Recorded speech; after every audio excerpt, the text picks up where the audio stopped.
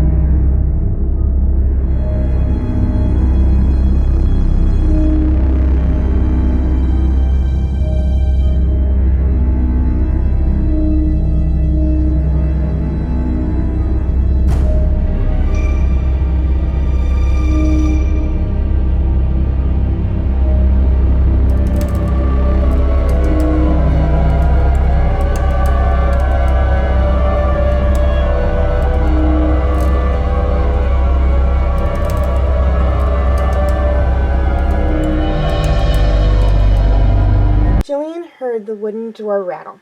A key jingled in the lock. Someone was entering the room in the turret. Jillian's body stiffened as the door flew open.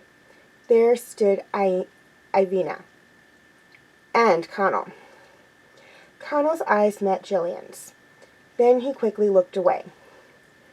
She tried to read his expression, but couldn't.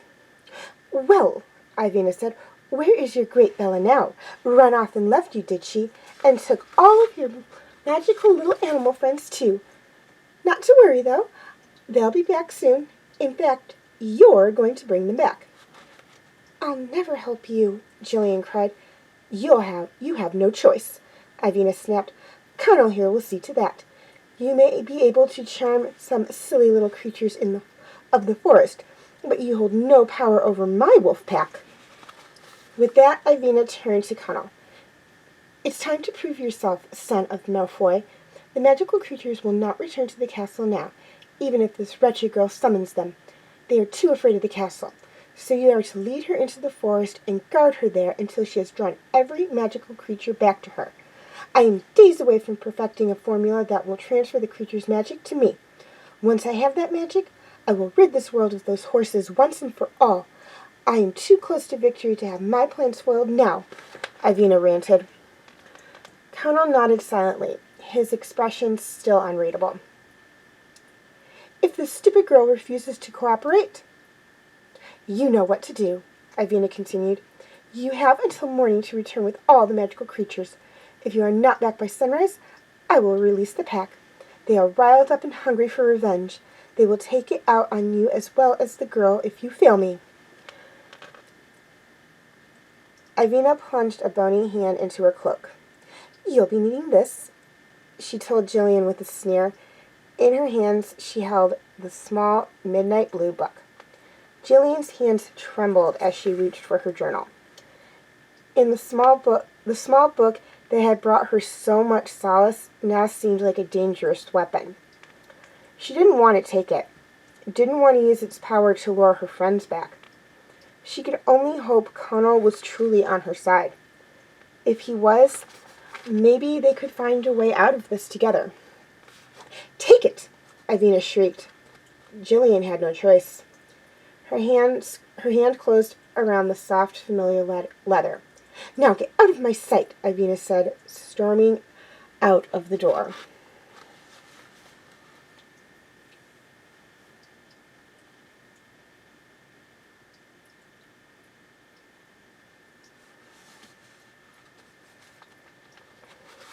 Jillian shivered as she and Connell hiked deep into the forest.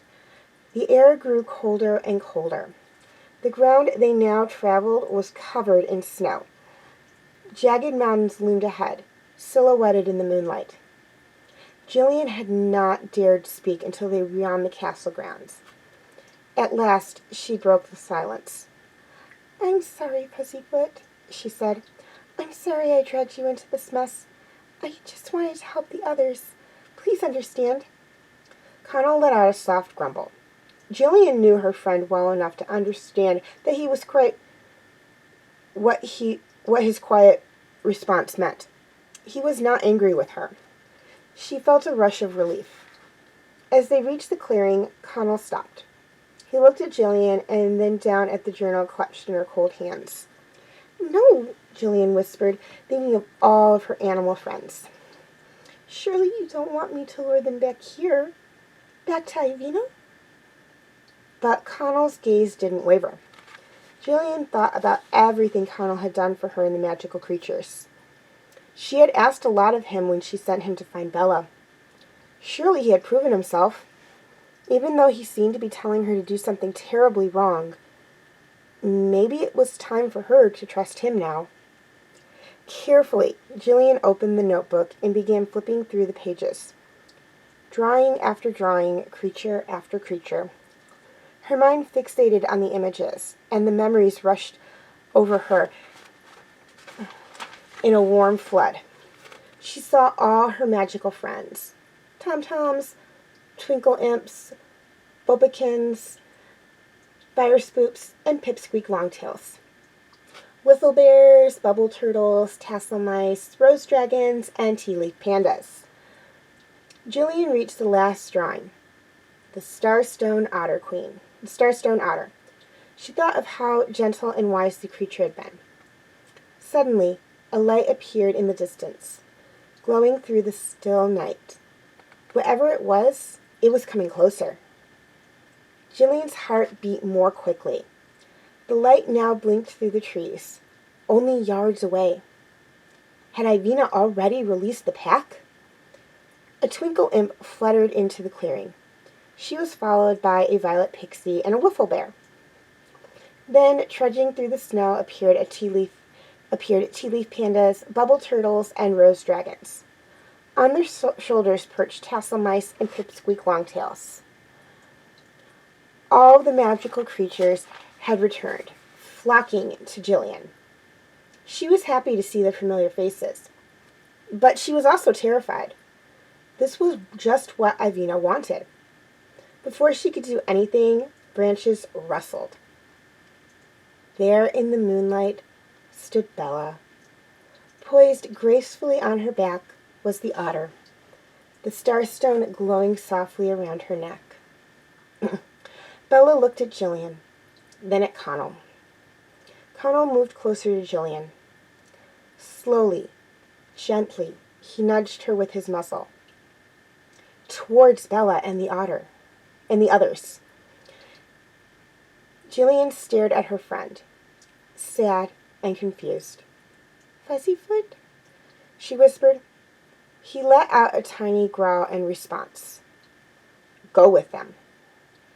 But what'll happen to you? Jillian asked. Connell did not answer. He just gave his friend one last glance and bounded off through the woods in the direction of Stigmore Castle. Jillian turned to Bella. The great white horse's eyes glowed full of kindness and knowledge. Just as...